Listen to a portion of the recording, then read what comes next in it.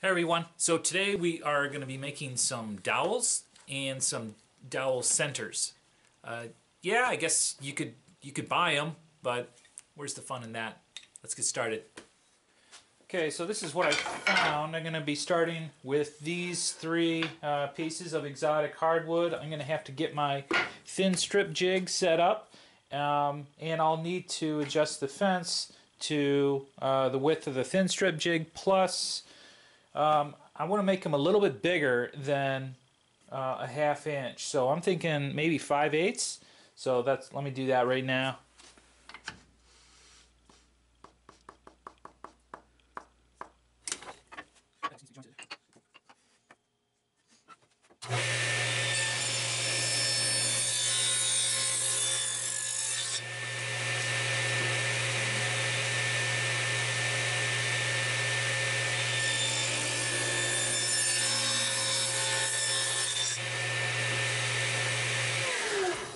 So I got my three pieces cut out, and now what I need to do is take them over to the router table.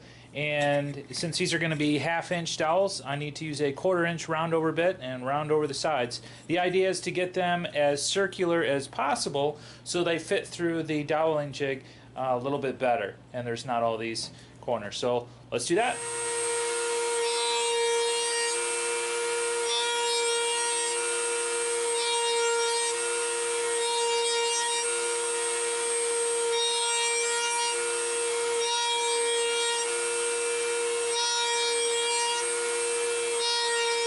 So if you've done everything right so far, you should end up with a piece that looks something like this, where it's almost round, but not really. There's going to be some ridges on there from the router bit, and that's no big deal.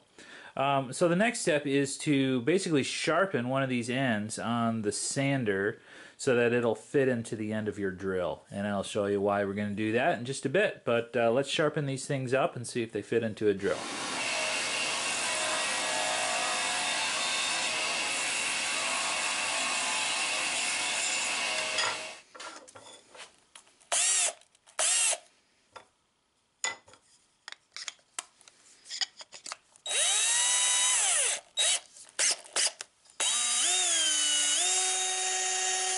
Perfect. So this is my doweling jig. There's not much to it at all. It's a piece of hardwood, which I highly recommend using hardwood. I've drilled a ½ inch hole through it, and I chamfered it with a file or a utility knife, and then I cut a notch out of the block on the bandsaw that is tangent to the top of the drill hole. And that's important because we're going to take a chisel and we're going to clamp that down just like so, and then drill and push our dowel through the hole. So if the chisel is on an angle like so, and the edge is protruding off just a little bit, it's going to catch the oversized dowel, trim it down to size, and then you'll be able to push it the rest of the way through the hole, no problem. And it should come out the other side exactly a ½ inch.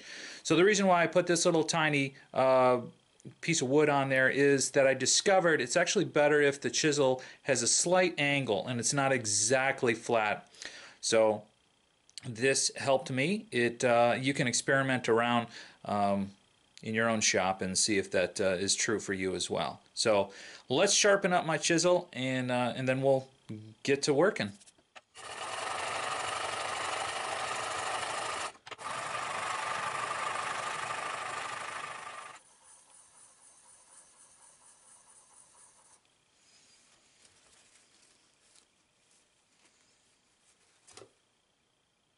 Oh yeah, that's sharp. Sharp enough to circumcise a gnat. That is good. Alright, let's set up the jig and get going. So you can see how I've colored this front corner with a black Sharpie. And the reason why is just to give me a line so I know where to put this chisel in exactly in the right angle. I line it up with that, and then I push it all the way forward so the front corner hits the block and clamp it down. Clamp it like Jed clamp it, alright? So just like that. And there's going to be a lot of force riding against this clamp, so you're going to want to make sure you get it really tight. The moment you've been waiting for.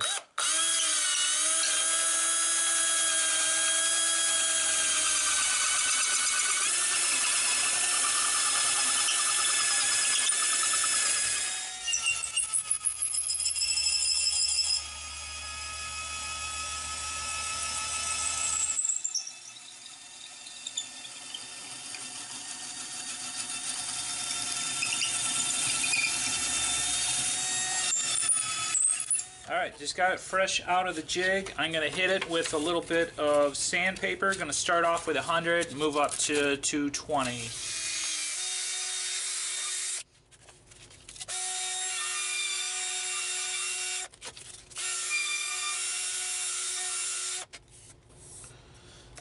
Nice. Okay, so I'll sand it up, take it out of the drill, and we were aiming for a 1/2 inch, so I have my calipers here. Let's do a quick test and see where we end up. There we go. How about that? 0.004 of an inch off. Not bad. Not bad at all. Alright, that's the end of part 1, making dowels, and hope you enjoyed it. Stay tuned for part 2, and that's going to be making dowel centers. That's really useful when it comes to joining two boards together, making panels for alignment issues and that sort of thing. So be sure to watch that. If you haven't already, subscribe and check out my other videos. Alright, we'll see you next time. Bye.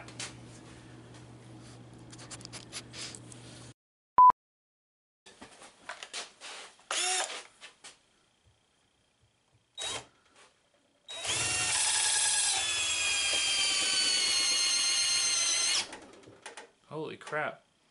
I set it on fire. That was awesome.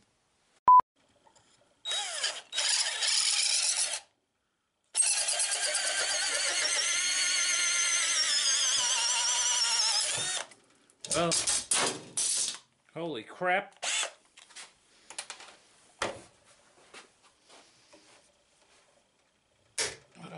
What am I putting through there? Like granite wood? Okay. Now we were... Whoa. Crap, almost knocked myself out. We were